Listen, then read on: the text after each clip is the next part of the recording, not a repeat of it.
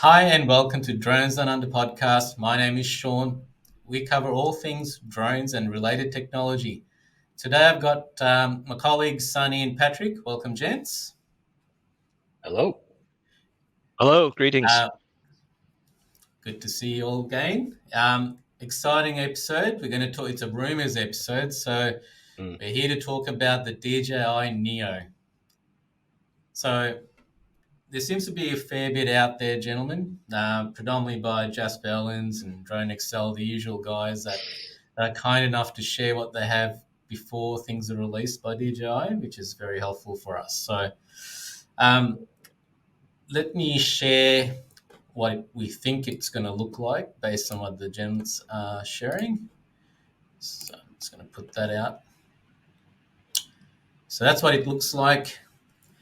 I guess we can look into the sizing a little bit soon. Sonny, Patrick, what are your thoughts when you see it? Small. Small. I Very think small. I think Yeah. it's a great entry option. I think that's what they're going for. Yeah, yeah. Yeah.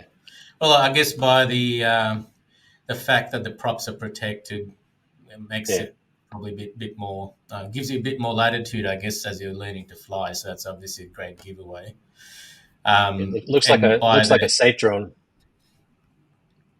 yeah, and given I guess the hand that's holding it, we can only assume it's not a relatively large hand. So yeah, I think one of you said it's a fairly small drone. So it'll be good to kind of see how small it is compared to something like the Avata 2, right? Yeah. Yeah. I, I think And also, for FPV territory, I think they're on whoop territory because this is a sub 150 gram, as far as I heard. Whispers in the wind told me that it's very light. And these whispers, yeah. did they give you any kind of how many grams it could be, Sonny? Um, so roughly the number I heard from both on Twitter and in Billy for context is essentially Chinese YouTube. 135 gram. That's the weight I'm hearing. Yeah. Okay. Um, and it's gonna have a lot of pretty much what you expect from DJI bells and whistles, and for a 135 gram, and that's a pretty good bargain as far as the outlook. Yeah, Mm. yeah. So so we know that it's likely to be targeted, well, it's targeted to the novice flyer. It's fairly small, and where do we think it's going to be useful? What type of use cases do you think we can use it for, or Well, for us, what do we we can think use we'd it. like it to be? Yeah. Yeah. For us, you can use it for confined space footage. My only concern with that is just how much being so small. What are they giving up in terms of memory? From what I heard, there's no SD card Yeah, in there, so it's only got I think 22 gig internal storage. storage. Yeah, If it's yeah, if it's doing 4K and you got a bit of work to do in confined space, that could chew up space pretty quickly. possibly. I guess, or we can. I Mm, mean, we'll get to the pricing later. Looks like the pricing's relatively low, which is a good thing. So yeah, to that use case you just talked about, Patrick, it's probably going to be you could probably have two or three of them and just keep yeah. moving through what you're doing, right? Sonny, what are your thoughts? Well, I hike a lot, and what I'm thinking is, this might be better to bring on a hike than a mini or a Vada, because when I'm going on like maybe a 4-day trip and such, it's very hard to justify a over 2 kilogram commitment on my pack just to capture Mm, some drone footage. Whereas for if the rumors are true, DJI Neo, you could technically control it with your phone. It is plausible for me to just bring just a drone and just charge it with my portable charger, and I have it for the occasional drone shot. Um, if it is true, it has around maybe 15 minutes of flight time. And for just taking some pictures, I think it will be good application if you want really the ultra portable drone footage capability. So you heard it first. Sonny called them mini fat, is what I basically took out of that, Sonny.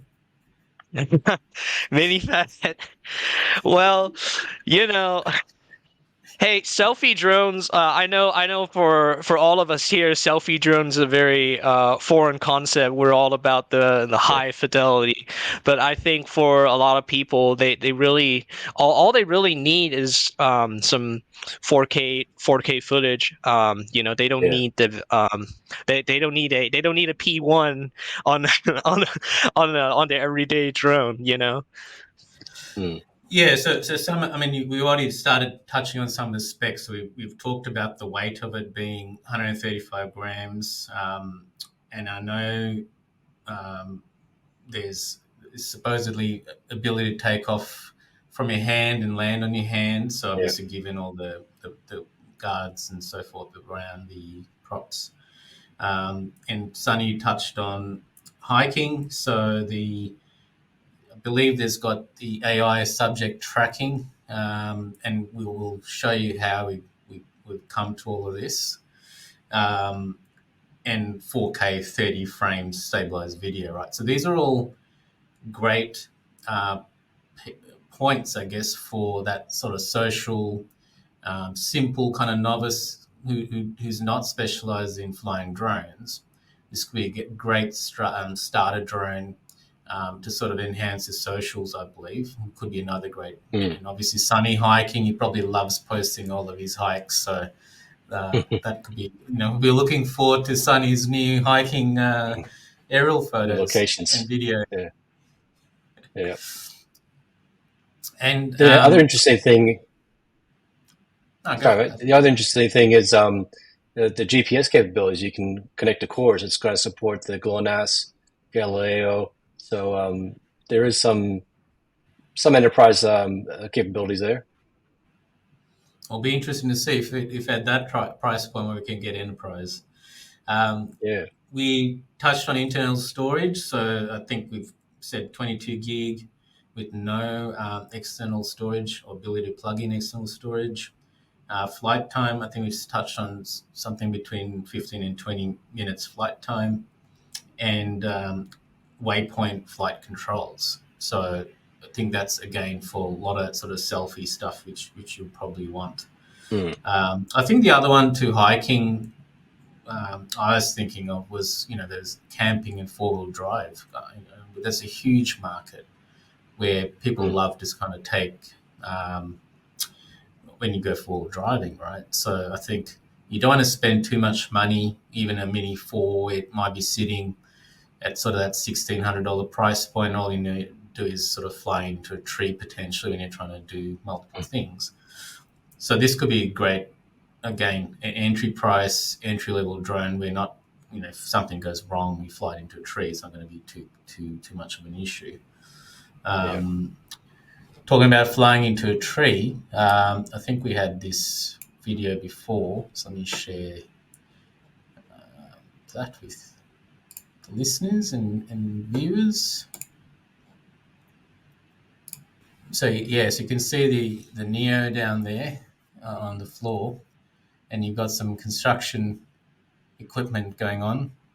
I'll let Sunny, he's kind of the one who worked out what was going on at the story here.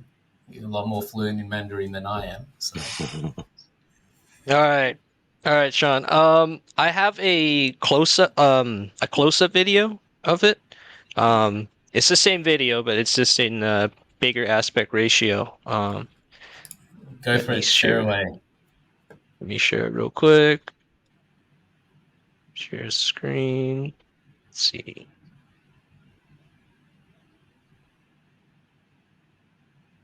Share screen. Screen 2. Okay.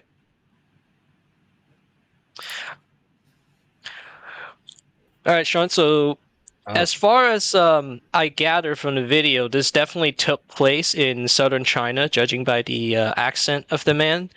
For context, the man taking the video, he's the operator of the heavy equipment, and he's complaining about bit of a night shift, and you see this heavy duty industrial equipment, and he said he had to go all the way up to the top of the tree, probably that tree over here, to rescue this teeny weeny drones. and we can and here we have our first size reference that is beyond the measurement. That is his foot against, against the DJI Neo in the flesh. So right here, we have the rough size of DJI Neo, and from the measurement and some of the overlay I have seen, it is about the size of this napkin over here. Let me just take an Advata 1 for the reference. So the overlay right here, the frame reaches just about where the motor is for the Advata. So this is about the size of DJI Neo, probably a little bit wider. That's as far as we see, but as far as the video gather, this is probably during a testing because it would be very difficult to leave a unreleased drone at the top of the trees. Who knows? Maybe wind blows and someone will bless someone with an unreleased drone. Picks it up and leave, and it could worth a penny for an unreleased DJI drone. Maybe sentimental value. I think certainly. But yeah, that's so far what we get from this video. That's very good. It's small. What's that, Patrick? It's small. Yeah, it'll be cool. And like you said, I didn't even think of, because I was so sort of focused on the novice aspect of it, but the confined space, it could be a good use case for it. Just trying to find. Well, it's got the protection around all the props, so that'll work well. Yeah. Yes, I know Avada is very popular amongst firefighter and law enforcement, so I wonder if they would consider something like DJI Neo, maybe on a less specialist role, because as far as we know, it's a very specialized work when it comes to law enforcement and stuff. But with DJI Neo, that might be just small enough that maybe everyone is going to have one. That could be a possibility as far as just the look of it. Yeah, it could be a great recon drone too, right? Price point. Yeah. There's one. We've got another photo of where is this? That's it. Yeah, so this for reference. Here's the author of the article. That's not really the one I wanted to talk about. It was the box. So we've talked about some of the specs, which is on. So we talked about the weight, takeoff and landing off your hand. So clearly there's a lot of benefit around that whole AI aspect, which is no surprise. I'm sure the upcoming drones, whether it's the Air 3S or the Mavic 4, there's all rumors. I'm sure there's going to be some level of AI coming to all of these drones. And the 4K stabilized videos, prop guards. And I guess this is quite good as well to kind of see what's in the pack. So you've got your 3 batteries, your aircraft, obviously, your remote controller. And I think, Sonny, you mentioned earlier you can use your phone or the drumstick controller, you called it. Yeah. Yes. The chicken leg, as people like to say. But that I believe the Fly More combo, as far as what I heard in Australian dollar, it's just under 500 for a price. Okay. So it's for a Fly More combo. So that for that box, 500. That's a pretty hard value to beat when it comes to for drone capabilities, especially with 4K videos. I don't think, because this is effectively a DJI drone that is toy size and weight. So previously they didn't tap into this kind of market, but I think they're directly competing with the selfie drones and stuff. Hey, we also have drones this small, but it's a DJI drone. So I think that's what they're going for here. Yep, that's a great point, and why not? I mean, they're the best drones in the world, and bringing all that safety and the new sort of AI features, which I think is a great idea. Well, we trust clearly, and I think from memory they got at least 70% of the global market. So this will give people starting out in the industry much more confidence to start with a drone like this. Yeah. So I think we touched on the price point. And any other thoughts on the Neo, the rumors of Neo? And I think what we've come across looks like it's fairly imminent, the release.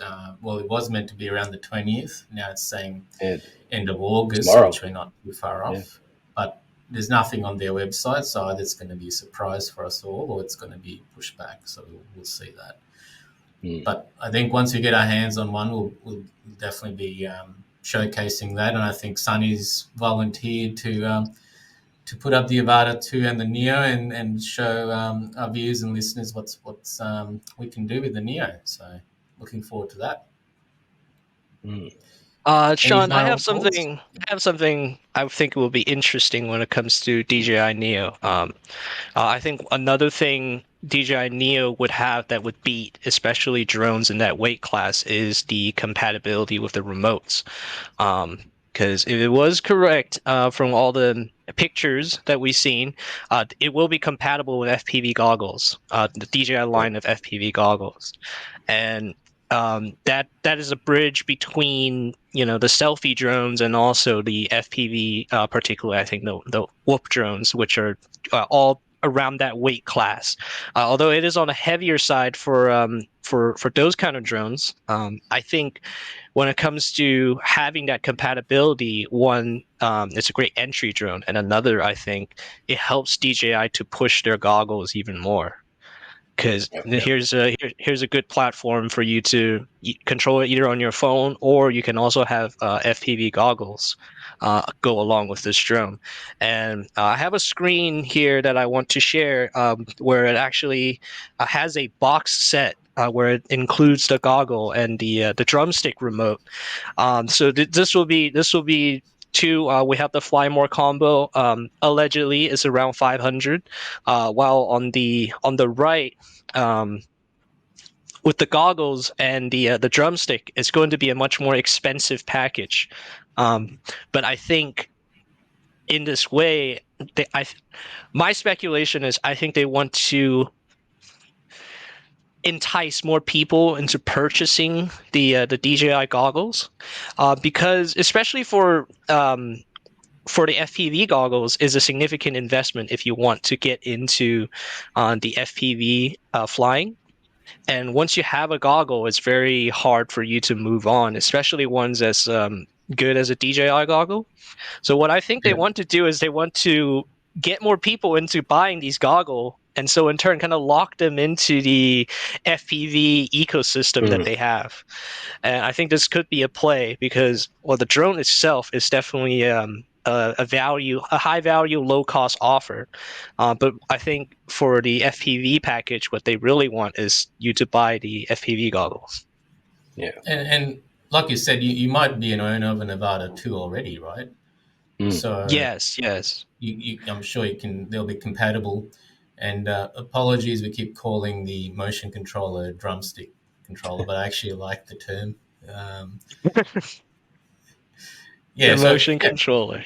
Do you have any ideas on price of the one with the goggles, or nothing? We're not sure so far. But what I gather, the goggle itself is it's worth a good penny. For as DJI goggles go, they're usually several hundred. So for that whole package, it's probably going to be upped. I think would close maybe just under 1K when it comes to Australian dollar. But also here's a visual reference of it. against Avata 2. So that's kind of around the size of my comparison. Oh, this is an Avata 1, so it's not the same as Avata 2, but it's just for a visual reference. It's just a tad bit slower, size smaller than Mm. the You Avata. can't go wrong with a napkin reference. I mean, that's as best as you get.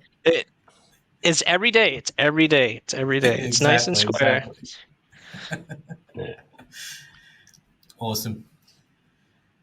Well, I think that's pretty cool. I think I actually didn't think I'd be that excited about a novice drone, but I think, as we all know, DJI seems to pack in so much capability and Mm. function, and even from what we see on some of their more expensive consumer drones and obviously the enterprise drones, you kind of always think, well, what else can they put into these drones? But obviously they're much more creative than I am. But it's exciting to kind of see what's coming out, and we know I think the game changers are going to be in the software side of things, right? So that's where they're going to probably that next evolution of drone that DJI is probably going to build is going to be much more software driven, as their cameras are so good, right? So as you said before, Sonny, the P1, like when you think about how do you make the P1 better, it becomes quite hard. So,